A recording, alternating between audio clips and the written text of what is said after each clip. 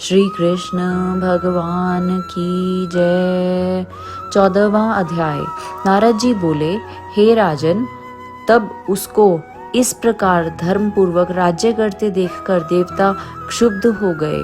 उन्होंने देवाधिदेव भगवान शंकर का मन में स्मरण करना आरंभ कर दिया। कितने ही प्रकार से स्तुति की। तब भक्तों की कामना पूर्ण करने वाले भगवान शंकर ने नारद जी को बुलाकर देव कार्य करने की इच्छा से उनको देवपुरी भेजा। शंकर भक्त नारद भगवान शंकर की आज्ञा से देवपुरी में गए। इंद्र आदि सभी देवता व्याकुल होकर शीघ्रता से उठकर श्री नारद जी की स्तुति करने लगे। उत्कंठा भरी दृष्टि से सबने नारद जी की ओर देखा। अपने सब दुखों को कहकर उन्हें नाश करने की प्रार्थना की। नारद जी ने कहा, मैं सब कुछ जानता हूँ, इसके लिए अब मैं दैत्यराज जलंधर के पास जा रहा हूँ। ऐसा कहकर और देवताओं को आश्वासित कर श्री नारद जी जलंधर की सभा में आए। जलंधर ने श्री नारद जी के चरणों की पूजा करके हंसते हुए कहा, हे ब्राह्मण, कहिए आप कहाँ से आ रहे हैं और कहाँ कहाँ पर आपने क्या क्या देखा, यहाँ कैसे आए? मेरे योग्य जो सेवा हो उसके लिए आज्ञा कीजिए। जलंधर के इस प्रकार के वचन सुनकर श्री नारद जी प्रसन्न होकर बोले, हे दानवराज, महाबुद्धिमान जलंधर, तुम धन्य हो, क्योंकि इस समय सब रत्नों के भोक्ता एक तुम ही हो। हे दैत्य श्रेष्ठ, अब आप मेरे आगमन का कारण सुनिए कि जिसके लिए मैं यहाँ आज आया हूँ। हे दैत्यराज, मैं स्वेच्छा से कैलाश पर्वत गया था, जहाँ 10,000 योजनों में कल्प वृक्ष का वन है। वहां पर मैंने सैकड़ों कामधेनुओं को विचरते हुए देखा तथा यह देखा कि वह चिंतामणि से प्रकाशित परम दिव्य अद्भुत और सब स्वर्णमय है। मैंने वहां पार्वती के साथ स्थित शंकर को भी देखा तो सर्वांग सुंदर, गौर वर्ण, त्रिनेत्र और मस्तक पर चंद्रमा धारण किए हुए हैं। यह देखकर मुझे बड़ा आश्चर्य हुआ कि इनके समान समृद्धिशाली त्रिलोकी में कोई है या कि नहीं।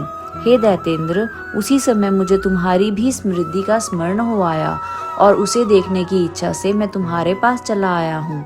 यह सुनकर जलंधर को बड़ा हर्ष हुआ। उसने श्री नारद जी को अपनी सब समृद्धि दिखला दी। उसे देख दानवों का कार्य करने के इच्छुक शिव प्रेरित श्री नारद जी ने जलंधर की बड़ी प्रशंसा की और कहा, निश्चय ही तुम त्रिलोकपति होने के योग्य थे। तुम्हारे लिए ऐसा होना कोई विचित्र बात नहीं है।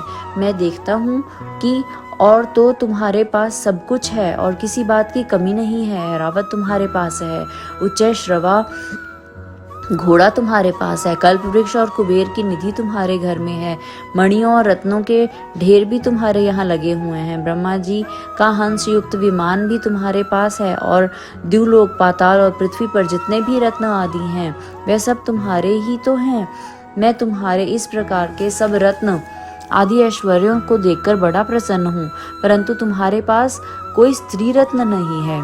उसके बिना तुम्हारा यह सब फीका है। तुम कोई स्त्री रत्न ग्रहण करो। नारद जी ने के इस प्रकार के वचन सुनकर दैत्यराज काम से व्याकुल हो गया। उसने नारद जी को प्रणाम करके पूछा कि ऐसी स्त्री कहाँ मिलेगी जो कि सब रत्नों में श्रेष्ठ हो। यदि ऐसा रत्न कहीं मिले तो मैं आपकी आज्ञा से उसे अवश्य लाऊंगा। नारद जी ने कहा, ऐसा रत्न तो कैलाश पर्वत पर योगी शंकर के पास ही है। उनकी सर्वांग सुंदरी पत्नी देवी पार्वती बहुत ही मनोहर हैं। उसके समान सुंदरी मैंने आज तक नहीं देखी।